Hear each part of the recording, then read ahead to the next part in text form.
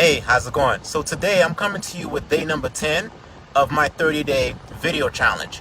If you are on Facebook and you're watching me live, do me a favor and hit pound live. Let me know where you're tuning in from. And if you happen to be catching me via the replay, do me a favor and hit pound replay. Let me know where you are tuning in from. So today, for day number 10, I want to go back about 6 years ago or so, and I want to talk about my first paid marketing campaign. And I want to talk to you about why that paid marketing campaign was not successful. So if you do not already know, right, 6-7 years ago, the first type of business I launched was a dating site. And at some point, I want to say maybe about a couple of months into it, I decided that I was going to run a paid marketing campaign, because at that time I was trying to do things organically. And if you can imagine trying to grow a dating site organically, that just wasn't feasible. It wasn't going to happen successfully. So I decided that in order to try to get more traction, one of the things that I needed to do is I needed to do paid marketing.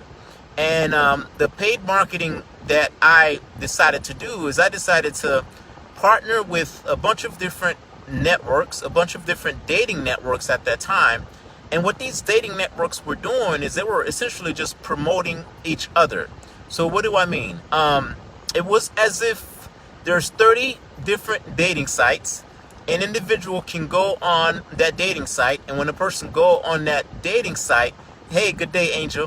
When a person goes on that dating site, they would see a banner promoting another dating site. And I thought it was a pretty good idea, because if the person arrived to a dating site, it means that they're interested in finding a date. So then it made sense to go ahead and promote other dating sites. So that's one of the things that early on I saw was working for these little smaller dating sites. So what I decided to do is I decided to find an affiliate, so that way I can partner up with these small dating sites and see how I can leverage some of the things that were already happening. And as I was going through the search process of trying to find what I call an affiliate to be able to place me on one of these dating sites, I remember speaking to one individual, and that one individual said, hey, if you decide to go with my company, and if you decide to allow me to be the one to promote and market your dating site, I'll give you a customized and an optimized landing page as part of the process. Again, this was about 6 or 7 years ago. I had no idea what that meant, right? So I decided to go with a different network, and I decided to just send people to, through the process that I knew. So here's what, from that time, here's what I understood would happen when I promote my dating site on these platforms. From what I understood, I can expect at the low end about a 10% conversion rate, meaning that I could generate, based on the number of people that come to my site at the time, 10% of those individuals will become members. And on the higher end, I can expect maybe about 25% or so. So from an expectation standpoint, between 10 to 25% was the average. And I remember promoting and marketing and just waiting weeks, and my overall conversion rate at the time was 2%. And I couldn't understand. I was like, okay, why is my conversion rate 2% when from what I understand, as I was going through the process, from what I understand, everyone else is getting between 10 to 25%. Well, the reason why my conversion rate was only 2% is because I wasn't sending people to what we call a optimized landing page and an optimized marketing process. So here's what I mean.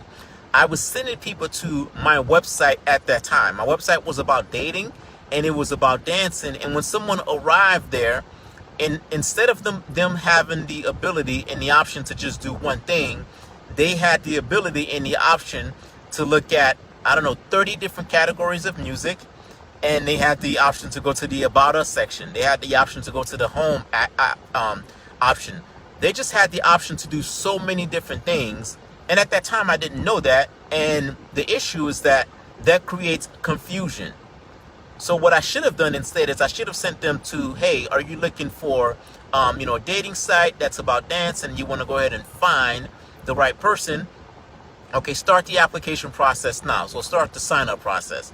And essentially, I should have just sent them to a page. And when they arrive to that page, the only thing that they could have done is just provide me with their email address and, and allow them to go to the next step. it turns out that when I was going through the review process, the individual that was trying to get me to go with their network, that's what they were referring to, and hence why that first promotion, was not a success. And honestly, I thought I was just part of the wrong network at the time. I didn't understand any of this stuff, and it was just not a success. So I come on here to say this thing to you, to say that when you're doing a marketing campaign, you want to make sure that it's congruent.